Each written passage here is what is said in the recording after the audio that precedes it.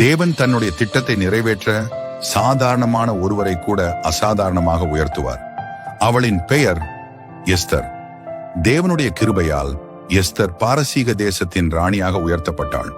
அவள் அறியாத போதும் தேவனின் திட்டம் ஆரம்பமாகி இருந்தது. அதே நேரத்தில் துன்மார்க்கன் ஹாமான் தேவனுடைய ஜனங்களை அழிக்க சதித்திட்டம் செய்தான்.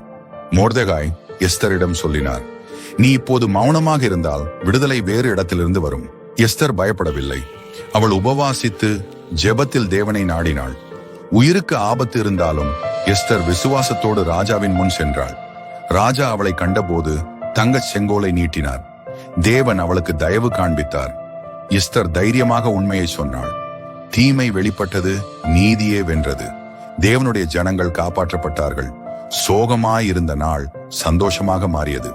இப்படியான காலத்திற்காகத்தான் நீ ராஜ்யத்திற்கு வந்தாய். எஸ்தர் 4:14. தேவன் இன்னும் தன்னுடைய ஜனங்களை காக்கிறார். கர்த்தாவே, எஸ்தருக்கு கொடுத்த தைரியத்தை எங்களுக்கும் தாரும்.